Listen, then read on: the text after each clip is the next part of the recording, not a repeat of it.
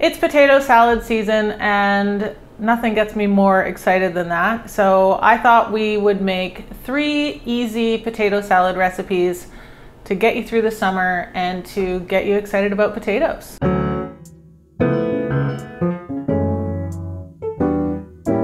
I love potato salad. I love all different kinds of potato salad. I love it when they're really vinegary and olive oily. I love it when they're super mayonnaise-y and like childhood style.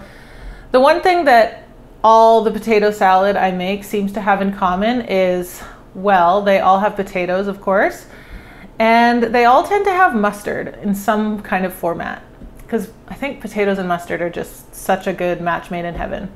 Anyway, today I'm gonna make 3 different potato salads, and they're all perfect for summer, perfect for picnics, barbecues, keep it in your fridge and just digging into whenever you feel like it. The first potato salad recipe of the day is one that I made for the first time in cooking school, and I remember being really intrigued by this method. Instead of using like a dressing that we would all think of, like a vinaigrette type dressing, it's using hot broth as kind of the dressing. So I think this is really common in southern Germany. This recipe uses that method. I don't think that this is like a traditional recipe per se. For this one, I started by taking half of a white onion, and this was kind of a sweet onion. You can use less if you aren't super into onions. And I diced that finely and put that in the bowl. Next is the potatoes. So the potatoes, I'm using a waxy kind of like new potato here. They're in season right now. I can find them everywhere. I love new potatoes. They're so sweet and oh, I just love them. I boiled these until they were tender and then let them cool for about 5-10 minutes. Not really much time at all, because you want that heat, because that's gonna help to kind of like meld with the broth to make a dressing. Let me know what you think in the comments, but I'm a big advocate for not peeling potatoes. I actually don't mind when there's like bits of potato skin floating around in my food. I really like it, especially when the skin is as thin as this skin is. So if you want to peel it, it's really easy to just slip the skin off as the potatoes are hot, just honestly with your fingers. But I'm leaving it alone for the most part, and I'm just gonna put those warm potatoes, sliced 1/2 centimeter thick or so, into the bowl with the onions. Next, I'm gonna make the dressing. So like I said, starting with hot broth, and I just use like a better than bouillon chicken broth here, but you can use homemade broth, you can use vegetable stock, you can use whatever you've got hanging around. And it's about 100 mils, so just shy of 1/2 cup. And then into that, I put some grainy mustard. I'm a big mustard fan, so I put quite a big spoonful of mustard in. And this mustard came from a friend of mine, Sarah, who makes amazing mustards and jams and jellies. Her business is called Sarah's Staples. Look her up on the gram. She makes really, really good stuff.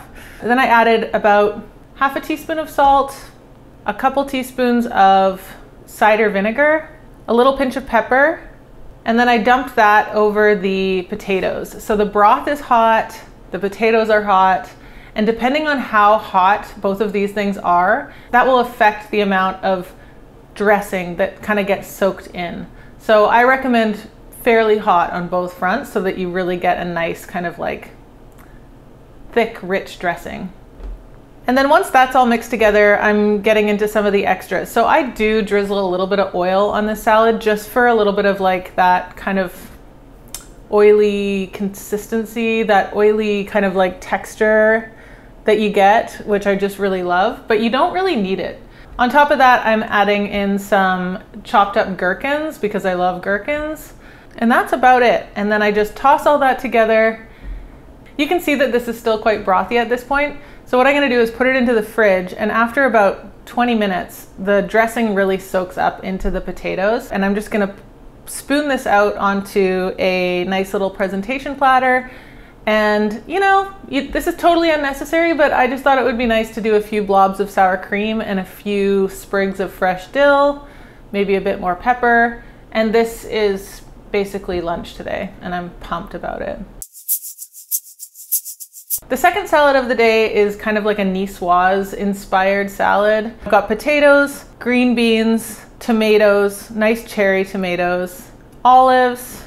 Optional ingredient is some anchovies, but I think it's really, really nice. And then I've got a couple cloves of garlic, some smooth Dijon mustard, red wine vinegar, olive oil, and also optional is a bit of tuna. This kind of makes it like a complete lunch thing, but you can leave all the fish products out of it if you'd like, and it's just a really nice kind of green bean Nicoise-ish potato salad. So for this one, I'm starting with the dressing. So I'm starting by mincing some garlic, getting it into the bowl, and then getting one anchovy fillet in there and just kind of mashing it with a fork until it kind of breaks apart.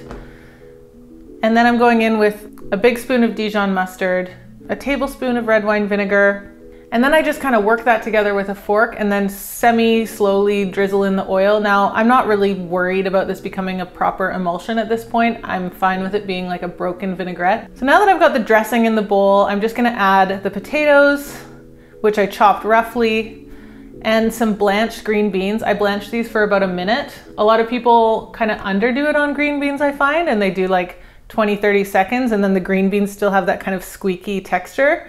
I like my green beans to be firm and bright green, but also tender. So I find that that's usually about 1 minute. And these green beans came from my friend Tristan's garden, so thanks, Tristan. So in go the green beans, in go the tomatoes.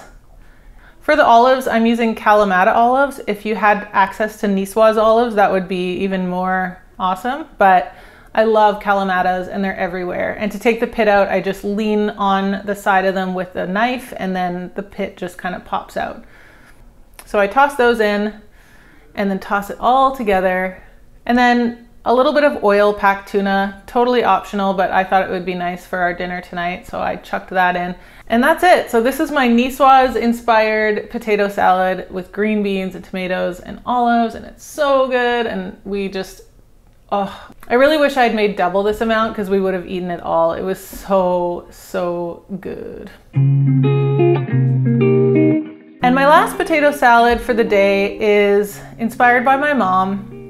This is the classic potato salad that I grew up eating all the time in the summer, and it's pretty basic, I think, but it just means a lot to me, and it tastes like home, and it tastes like childhood.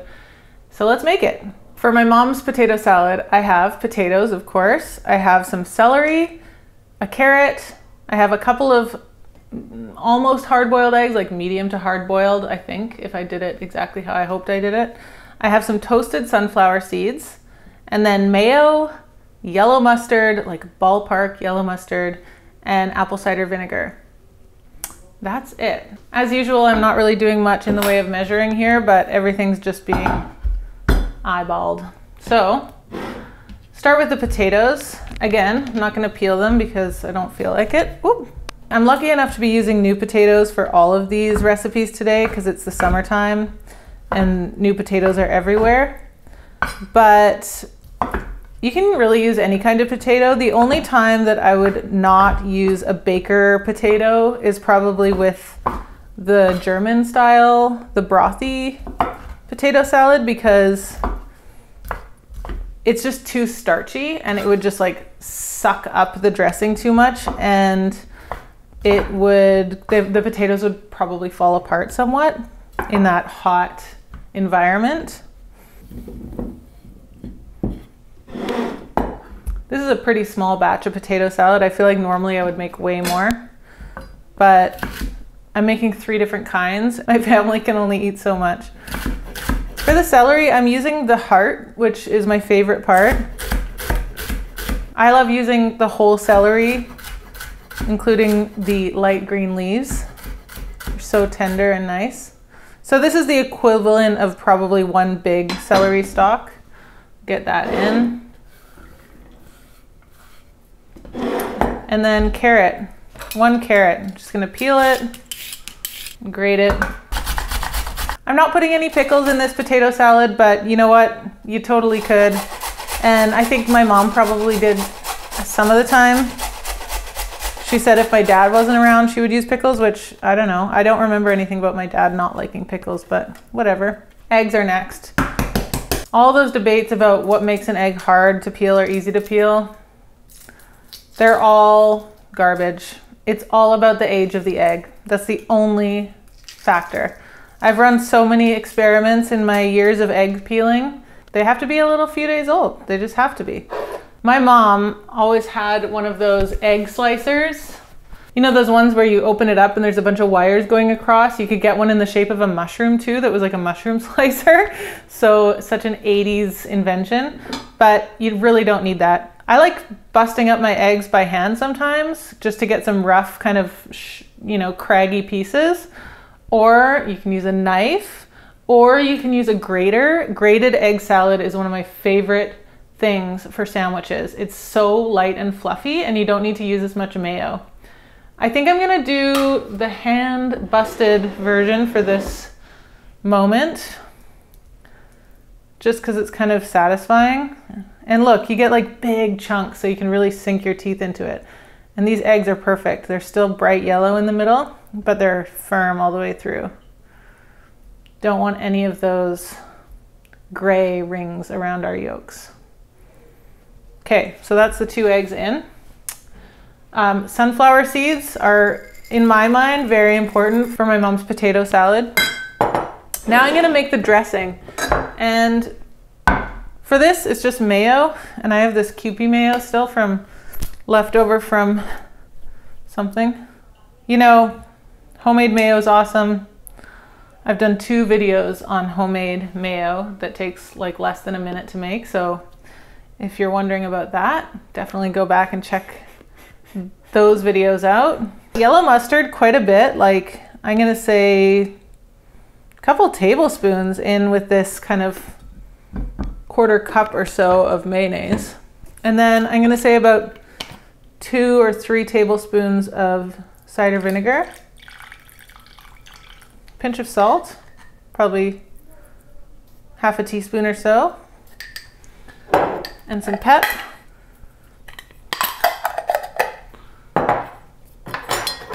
And then give it a little mixeroo. I love a lot of yellow mustard in this potato salad. I guess it's just a childhood thing, and I love how it looks. If you don't have one of these mini spatulas, I highly recommend you get one. They're so awesome. And if I made all my estimations right, we're gonna have a perfectly dressed salad here. Oh yeah, so good.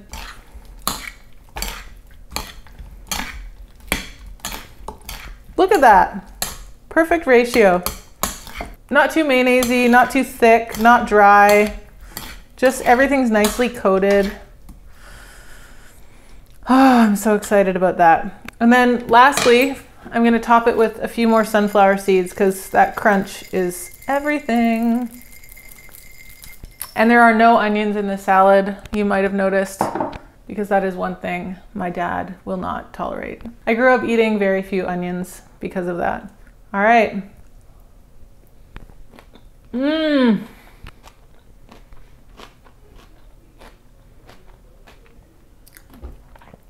So good. Mmm. It's so good. It's so tangy. Like, ratio-wise, it's like, you know, 4 parts mayo, 2 parts mustard, 2 parts vinegar almost. Like, it's so tangy, so flavorful. I love it. All right, so that's my mom's potato salad, and that's 3 very easy potato salad recipes. Thanks so much for joining me today. I hope you enjoyed this episode. I really enjoyed making it, and I really, really enjoyed eating all these potato salads. So thank you for that. And thank you for showing up all the time and watching my videos. I really, really appreciate it. And I look forward to seeing you again in the next one.